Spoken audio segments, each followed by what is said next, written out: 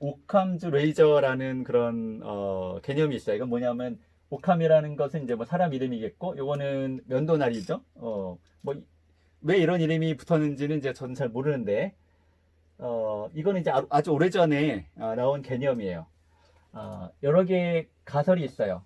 그러니까 예를 들면 이제 그 예전에 그 천문학자, 이런 천문학자들이 이제 뭐 케플러 이런 사람들이 이제 그 우주 관측 데이터를 굉장히 많이 모았죠. 그래서 이제 그 규칙을 찾아내려고 애를 많이 썼죠. 그래서 그 케플러가 이제 아주 단순한 그런 수식을 하나 만들어 놨잖아요. 그러니까 그 많은 데이터들을 설명할 수 있는 그런 가설, 그죠? 가설, 하이포테시스. 가설 여러 가지 만들 수가 있어요. 만들 수가 있는데, explain, known observation, 우리가 관측 데이터, 그 별들을 관측한 그 데이터를 잘 설명해 주는 그런 가설, 여기서 이제 수식으로 주로 표현이 되겠죠?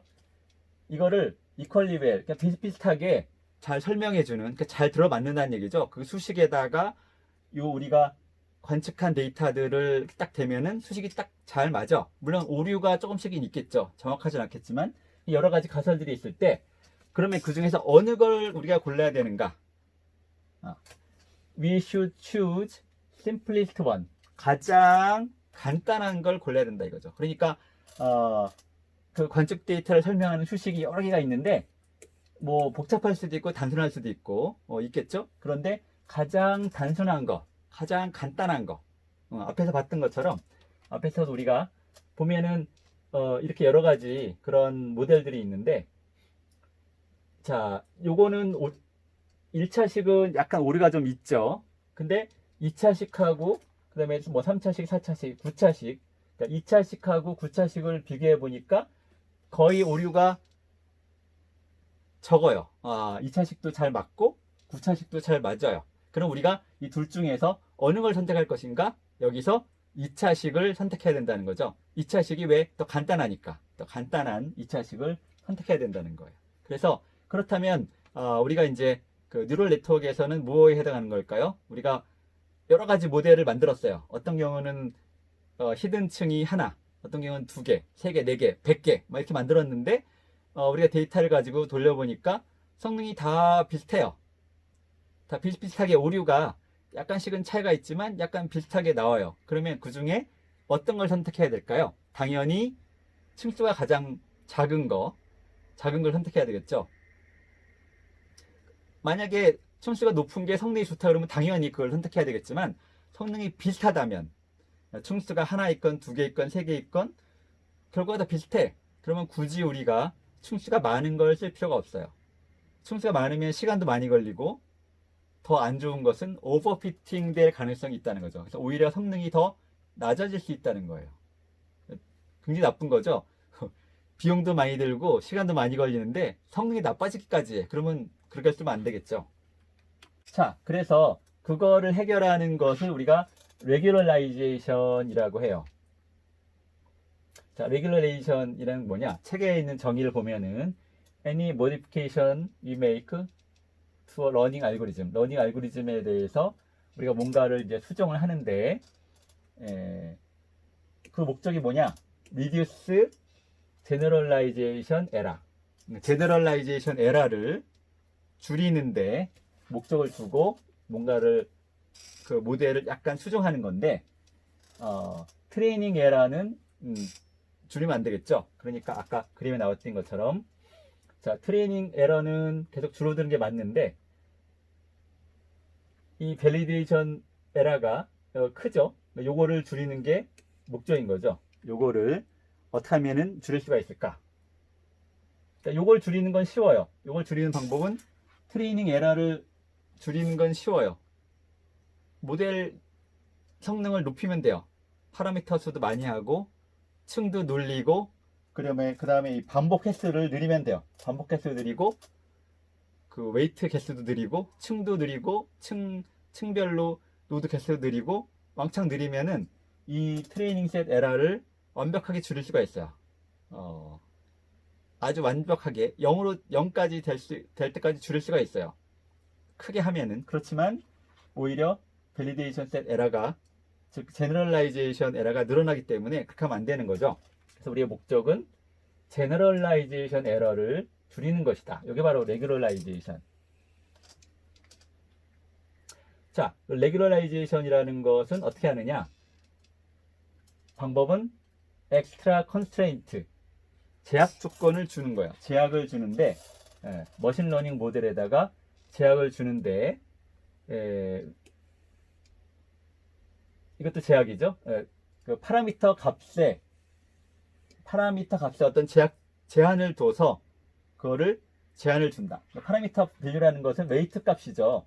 그러니까 웨이트 값이 아주 커지면 아까 우리가 9차식을 사용한 것과 같은 그런 같은 현상이 나타날 수가 있어요. 그러니까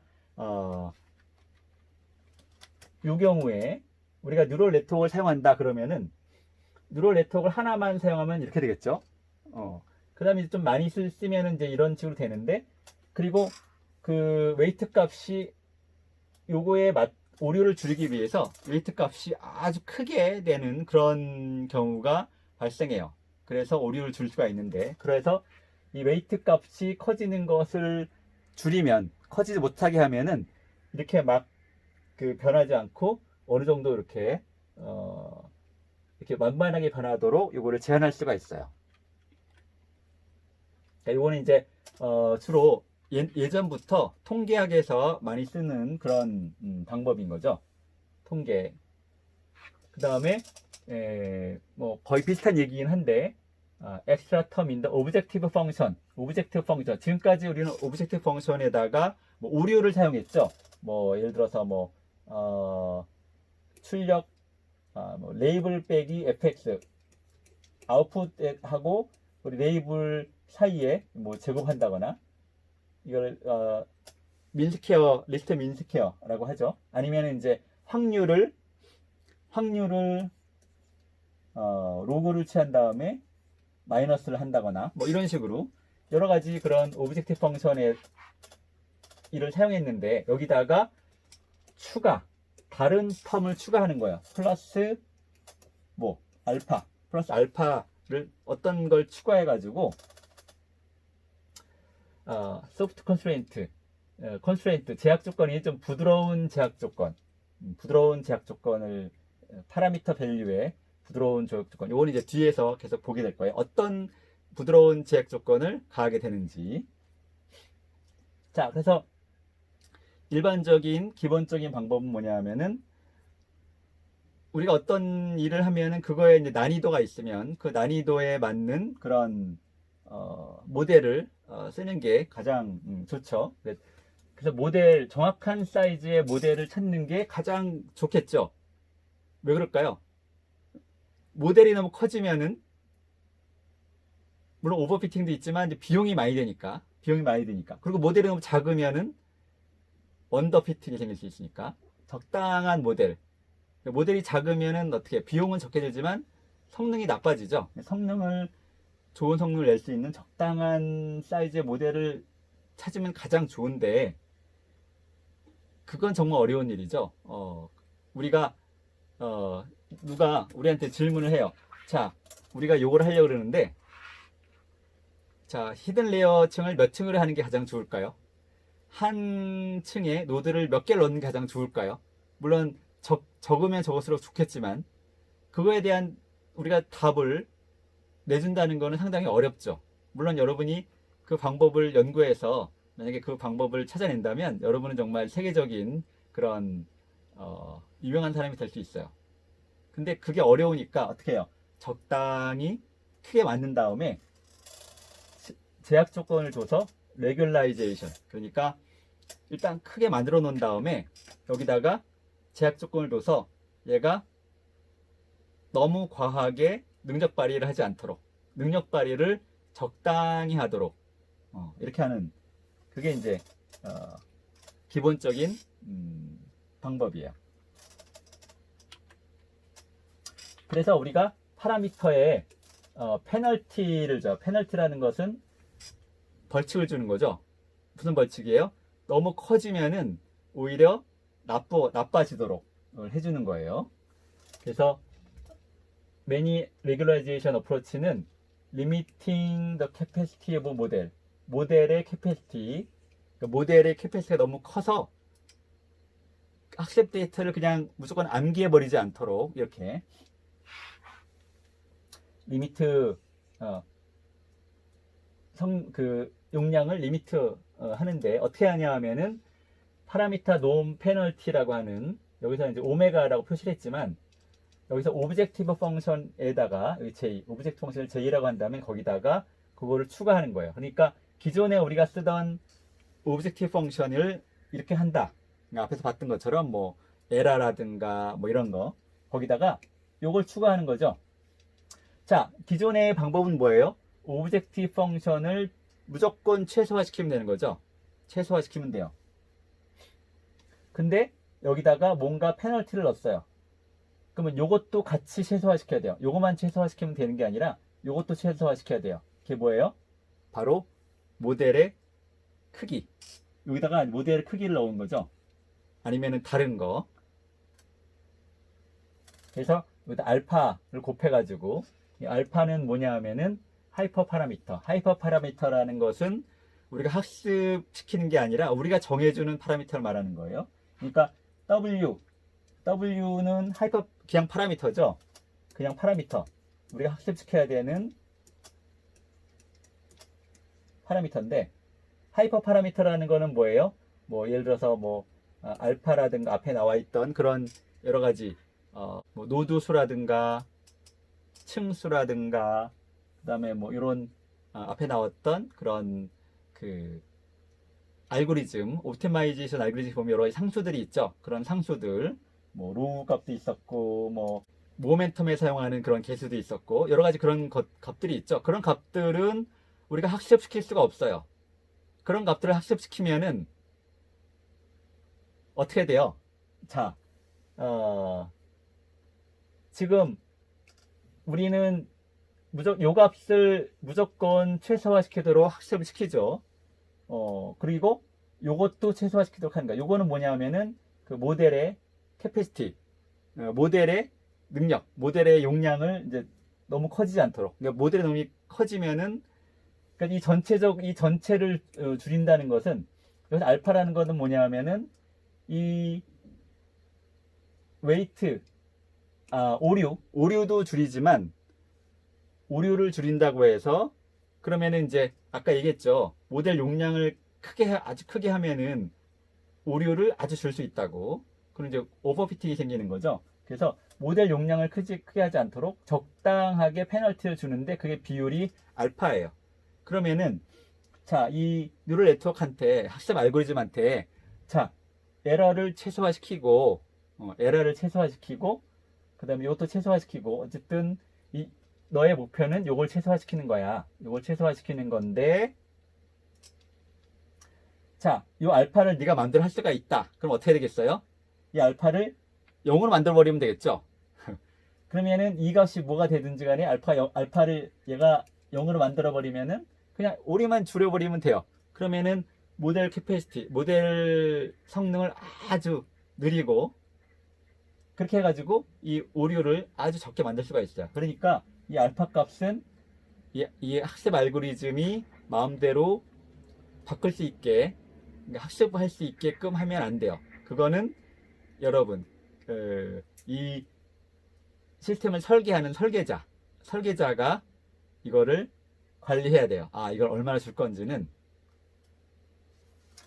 그래서 하이퍼 파라미터인데 relative contribution 이 페널티를 얼마나 많이 줄 것인가 이런 거죠. 그 다음에 요거는 이제 그 스탠다드 오브젝티브 펑션 요거는 우리가 지금까지 사용했던 그 에라 또는 확률에 마이너스 한 거 뭐 이런 게 되는 거죠. 그거를 그거에 비해서 상대적으로 이 페널티를 얼마나 할 것이냐 뭐 이런 거죠. 그러니까 이런 거예요. 이제 그 초등학생한테 이제 문제집을 주면서 자 이거 문제를 풀어봐라. 근데 이거를 네가 계산해서 풀어야지. 이걸 답을 외우면 안 돼. 이렇게 어떤 제약을 주는 거죠. 그래서 이 알파가 0이 돼 버리면은 레귤러라이제이션이 전혀 없는 그런 상태가 되는 거죠. 그리고 알파가 커지면은 그걸 너무 또 제약을 과하게 두는 거죠. 이 부분을 너무 또 과하게 두면은 정작 그 오류를 이렇게 줄이는 원래 목적이 또 잘 안 될 수가 있는 거죠. 그래서 우리는 요 부분에다가 굉장히 많은 것들을 넣을 수가 있어요. 다양한 것들을 넣을 수가 있는데, 이거는 여기다가 얻는 것을 넣느냐에 따라서 또 어떤 그 뉴럴 네트워크가 어떤 모양을 가지는지 이런 거를 우리가 정해줄 수가 있어요. 그래서 레귤러라이제이션에서 많이 사용하는 것은 그 웨이트를 줄여주는 거예요. 디케이라는 건 이제 줄어든다는 거죠. 웨이트를 줄여주는. 아까도 얘기했죠. 웨이트가 커지면 더 완벽하게 오류를 줄 수가 있으니까 너무 커지지 않도록 요거를 줄이도록. 그래서 여기다가 웨이트를 넣은 거예요. 그러니까 요거는 이제 그 행렬 표시로 요걸 말하는 거죠. 웨이트를 제곱해서 더한 거예요. 그러니까 웨이트가 이제 플러스도 될 수 있고 마이너스도 될 수 있으니까 이걸 제곱해가지고 더하는 거죠. 그래가지고 이걸 같이 넣어줬어요. 요건 이제 민 스퀘어 에러를 제곱한 거, y 마이너스 fx 한 거, 요거를 제곱한 거, 스퀘어드 에러를 스퀘어해서 민 평균을 구하는 그걸 말하는 거죠. 요 부분이 이제 요 부분이고, 요 부분은 웨이트를 제곱해서 더한 거예요. 그러니까 우리가 에러를 줄여야 되는데, 에러를 줄이면서 얘한테 이제 제약을 주는 거죠. 너 에러를 줄이긴 하는데 웨이트 그렇다고 해서 웨이트를 막 크게 하면 안 돼. 그죠? 얘가 이제 웨이트를 크게 하면 어떻게 돼요? 전체적으로 목적 함수 값이 커지게 되는 거죠. 그러면은 안 되겠죠. 그래서 얘는 이거 전체를 줄이기 위해서는 오류도 줄여야 되지만 웨이트도 줄여야 되는, 그 두 가지를 동시에 만족해야 되는 그런 이제 과제를 맡은 거죠. 그래서 요걸 우리가 L2 regularization 이렇게 불러요. 요거를 통계에서는 리치 레귤레이션 이라고 불러요. 그리고 여기다가 제곱 대신에 절대값을 붙이는 거, 요걸 우리가 L1 regularization 이렇게 불러요. 다른 말로는 이제 라쏘라고 부르기도 해요. 통계에서. 물론 L1, L2도 다 이제 결국은 이런 내용들은 옛날부터 통계학에서 원래 이제 사용하던 그런 것들이에요.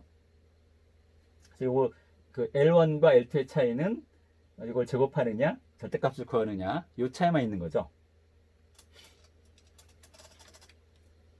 자, 그럼 이제 두 개가 어떤 차이가 있는지,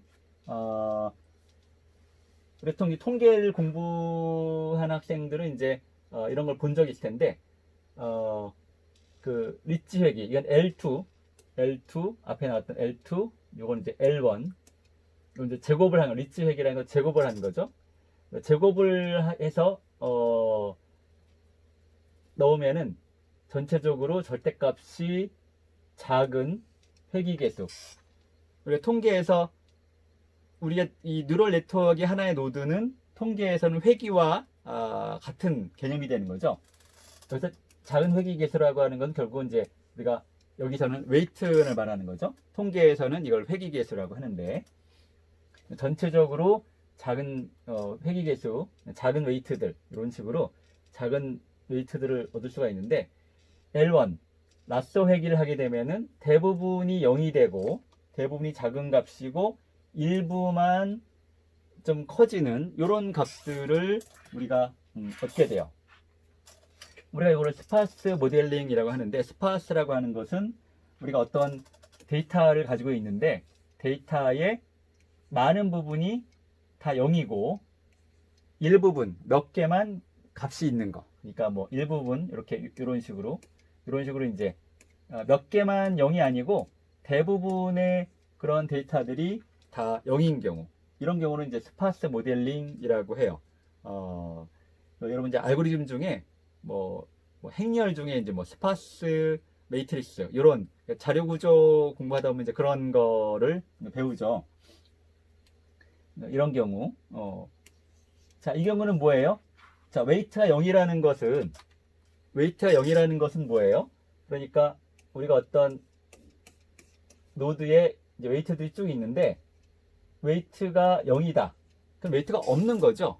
그러면 뭐예요? 결국은 작은 사이즈의 노드가 되는 거죠. 원래는 입력 웨이트가 예를 들어서 막 10개 있는 건데 거의 다 0이고 2개만 0이 아니다. 그러면 결국은 이런 모양이 되는 거죠. 그러니까 어떻게 돼요? 모델이 더 심플해졌어요. 모델 캐패시티, 모델의 그 능력이 줄어드는 거죠. 이런 식으로.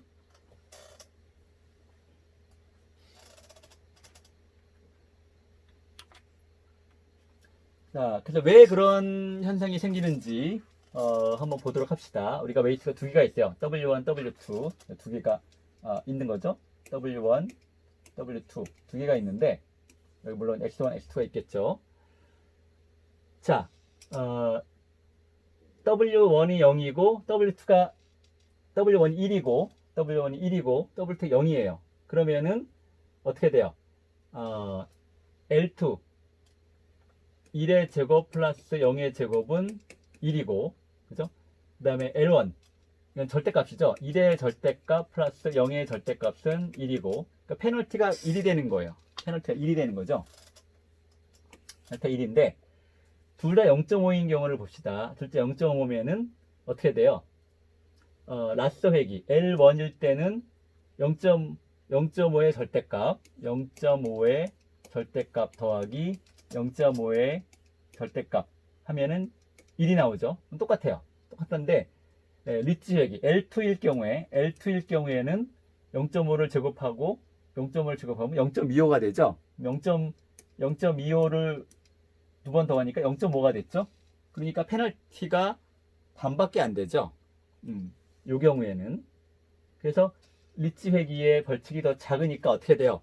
리치 회기는 더 웨이트를 크게 만들 수 있는 거죠. 얼마까지? 0.7까지. 거의 이제 대략 0.7로 하면은 0.45가 되니까 거의 이제 이 1에 가까운 값이 되니까 어떻게 돼요? 리치 회기가 더 커지는 거죠. 그러니까 이제 이 경우 둘 다 0.7인 경우에 L1을 계산하면은 0.7 더하기 0.7 하면은 1.4가 되죠. 그러면은 페널티가 더 커지게 되겠죠. 그러니까 L1일 경우에는 0.7이 되면은 페널티가 크니까 어떻게 돼요? 더 줄어들게 되죠. 이걸 이제 그림으로 보면은 이렇게 될 수가 있어요. 요 직선은 뭐예요? 요거 빨간 거는 이제 L2. 이건 뭐야? 제곱한 거죠. W1 제곱 플러스 W2의 제곱. 그걸 말하는 거고. 요거는 뭐예요? 요 안에 있는 직선은 W1 절대값 더하기 W2 절대값. 이렇게 되는 거죠. 그래서 이제 그런 차이가 있는 거예요.